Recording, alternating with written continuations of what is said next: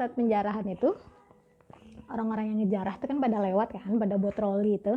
Terus kita tuh pada sorak-sorakin tau, kita tuh pada wah ada yang bawa TV, wah kita tepuk tangan, wah ada yang bawa kulkas, ada yang bawa radio, ada yang bawa apa gitu, banyak. Kita tuh teriak-teriak kayak gitu, kita tuh tepuk tangan di pinggir jalan. Dan yang ngejarah mereka tuh dada-dada tau gak?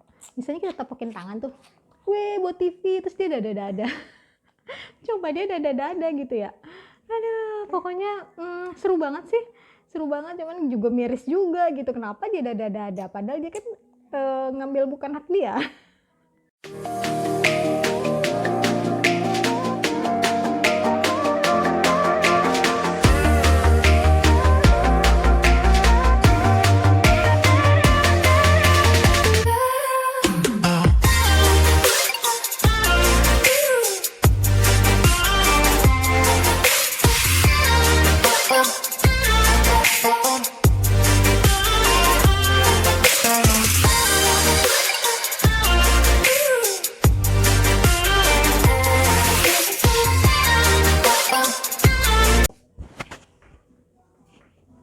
Assalamualaikum, ketemu lagi dengan gua Amel. Kita akan bernostalgia lagi di era tahun 90-an, tahun 2000-an, yang mungkin cerita-cerita kita hampir-hampir mirip. Ya nggak sama, tapi ya gue yakin di era-era tahun segitu cerita-cerita kita atau kenangan-kenangan kita hampir-hampir sama lah. Kalau sebelumnya gue ada cerita mengenai masa SD gue, sekarang gue mau cerita masa SMP gue nih. Gue SMP di daerah Kalibata, tepatnya di SMP yang sekarang itu dekat dengan stasiun Pasar Minggu Baru. Jadi kalau zaman dulu tuh SMP itu kan dia pakai rayon ya, yang terdekat dari rumah.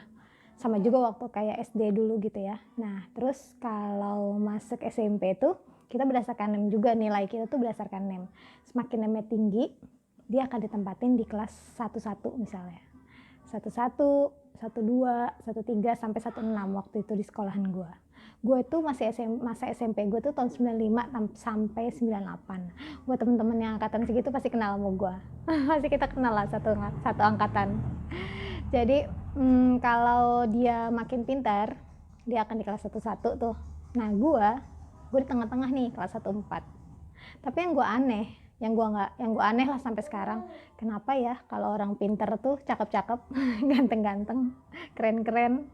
Begitu juga anak kelas 11, 12 itu tuh cakep-cakep anaknya, keren-keren, ganteng-ganteng. Mungkin karena dia pinter. Bukan berarti kita 14, 15, 16 jelek-jelek, bukan. Kita standar berarti ya. Standar pinternya, standar badung-badungnya, standar berisiknya, itulah kelas kita 14 sampai 16. Jadi kalau waktu SMP tuh seru karena SMP itu adalah masa peralihan dari kita anak-anak sampai remaja. Udah mulai jaim, udah mulai suka-sukaan, udah mulai naksir-naksiran.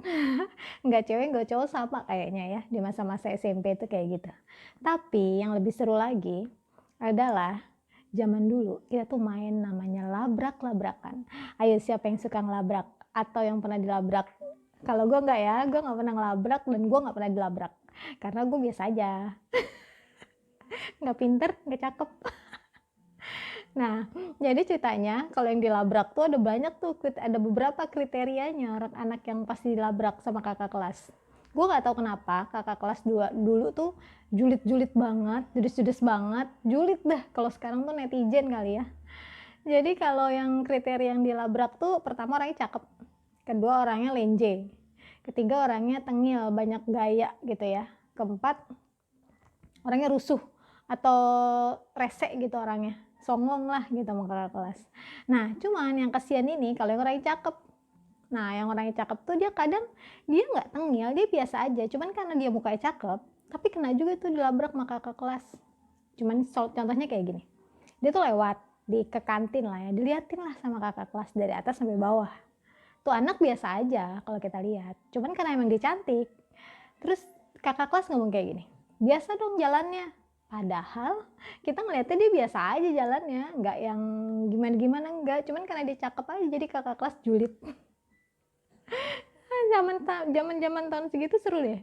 Serunya itu kalau kita berantem atau kita nggak suka sama orang, itu kita nulis surat. Tapi bukan di kertas, cuma di tembok kamar mandi. Tahu nggak? Siapa yang pernah tulis-tulisan surat atau berantem di tembok kamar mandi? Jadi zaman SMP gue tuh, kita tuh kalau berantem sama orang atau kita nggak suka sama orang, kita catat di kamar mandi. Misalnya kita nggak suka sama Desi anak 14 misalnya, nanti ada tuh di tembok tuh catatan, Desi anak 14, jangan songong lu ya jadi anak, so kecakapan banget sih, kayak gitu. Kita baca tuh, nanti si yang punya nama si Desi itu dia akan jawab, dia akan balas tuh di tembok itu juga ya, akan balas, dia bilang, lu siapa ngata-ngatain gue, emang gue cakep, bisa jawaban kayak gitu kan. Seru tuh ya, dibalas lagi, itu sampai panjang balasan di tembok tuh kayak gitu. Coba sampai gue nggak tahu dah ujung-ujungnya kayak gimana tuh, pokoknya gue cuma ngelihat dia tuh ada di tembok berantem. Tunggu sebentar, anak gue nangis, gue gendong dulu dia ya.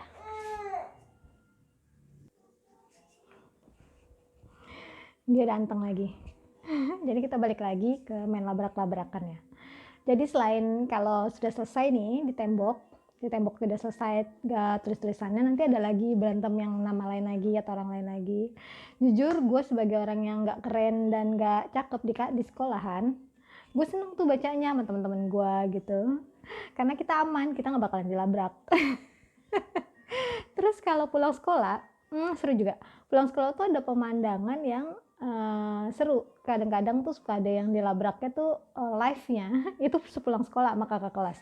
Entah itu di gerbang, entah itu di dekat stasiun, entah itu di dekat warung, pokoknya ada aja deh kita ngeliat pemandangan orang yang dilabrak. Tapi ya kita nggak bisa bantuin karena kita kan cuma waktu itu masih adik kelas, jadi kita nggak bisa bantuin untuk orang-orang yang dilabrak. Nah kalau SMP tuh ya kayak gitulah.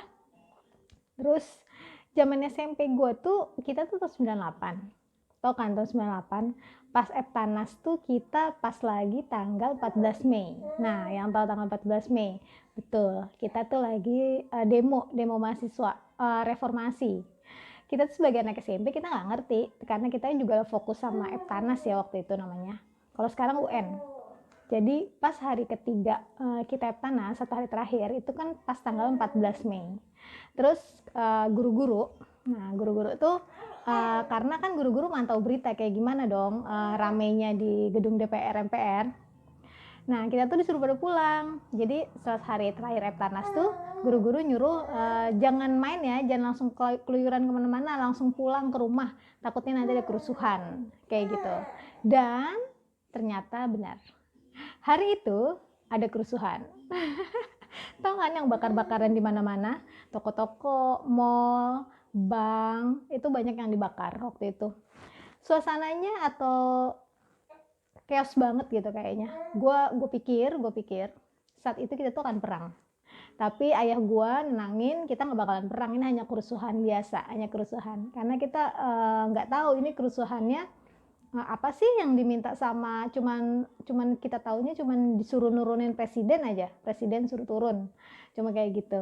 Itulah pikiran kita anak SMP saat itu. Cuma yang akhirnya kita tahu bahwa presiden kita ganti atau presiden kita kira mengundurkan diri dan mahasiswa menang deh.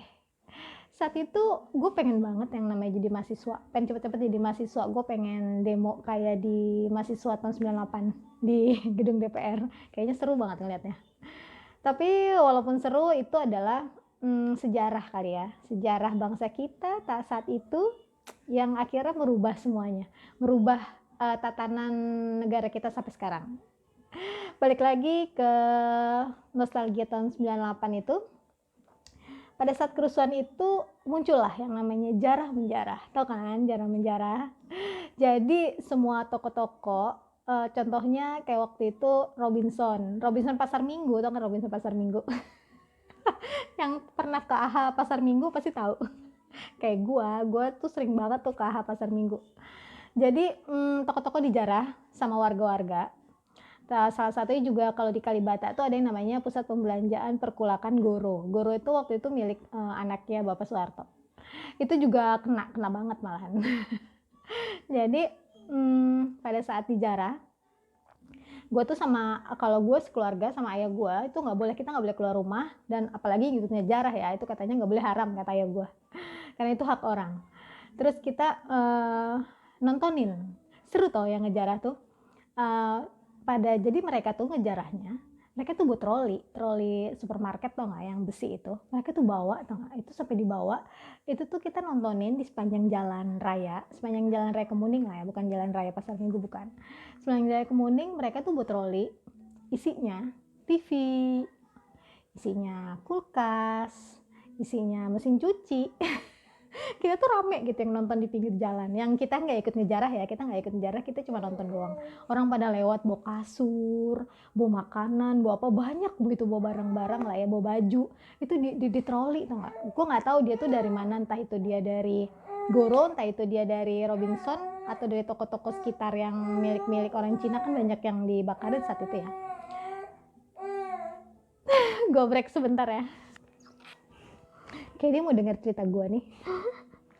Jadi pada saat penjarahan itu, orang-orang yang ngejarah tuh kan pada lewat kan, pada buat troli itu.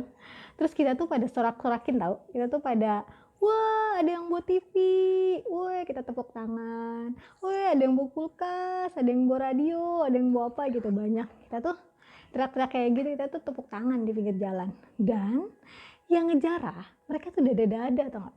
Misalnya kita tepukin tangan tuh, weh buat TV, terus dia dada-dada.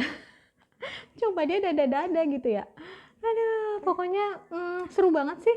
Seru banget, cuman juga miris juga gitu. Kenapa dia dada-dada? Padahal dia kan ngambil bukan hak dia. Tapi buat kita anak kecil, kita seru aja ngelihatnya. Nah terus pas kita masuk sekolah, itu kan sempat libur tuh beberapa hari kan sekolah. Terus pas masuk sekolah, cerita dong kita sama teman-teman kita di sekolahan. Nah ceritanya nih anak-anak laki, mereka itu ngejarah Goro, karena rata-rata mereka rumah di belakang kali Empang 3 situ ya.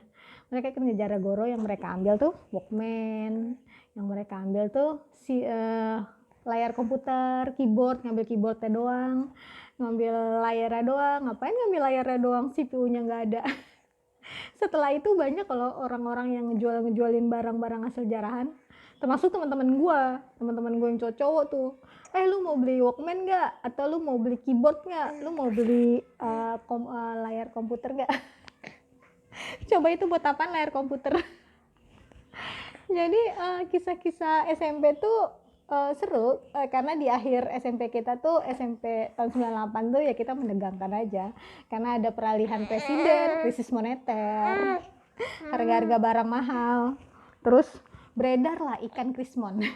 Tau nggak ikan krismon? Ikan krismon tuh kayak ikan apa ya, makarel lah ya, kayak ikan sarden, cuma dia ikan basah biasa tuh. Tulangnya banyak banget, udah tulangnya banyak tapi murah meriah tuh. Kalau kata ibu gue namanya ikan krismon. Ibu-ibu kalau bikin YouTube pasti lihatnya anak dulu. Kita sambil ngurusin anak di rumah. Jadi cerita ke masalah ikan krismon atau krisis moneter. Krisis moneter itu barang-barang jadi langka, terus bensin terutama kita tuh jadi susah, jadi langka, harga-harga jadi naik semuanya. Pokoknya jadi susah lah, orang-orang banyak di PHK-in, banyak yang dipecat-pecatin, banyak pengangguran gitu saat itu lah ya. Jadi cerita gue SMP, jam-jaman SMP tahun 95 sampai 98 segitu aja. Nanti gue lanjut di cerita-cerita gue yang lain. Mungkin cerita-cerita kita hampir mirip atau pengalaman-pengalaman kita hampir mirip. Jadi nostalgia gue, mungkin nostalgia kalian juga di rumah. Kalau mau cerita gimana serunya kalian di tahun 95 sampai 98 bisa diceritain ke gue, nanti gue ceritain balik lagi. Atau nanti DM di Instagram gue atau komen di video ini. Terima kasih, sampai ketemu lagi di video-video gue selanjutnya, masih tentang nostalgia masa-masa zaman dulu. Wassalamualaikum warahmatullahi wabarakatuh. Bye.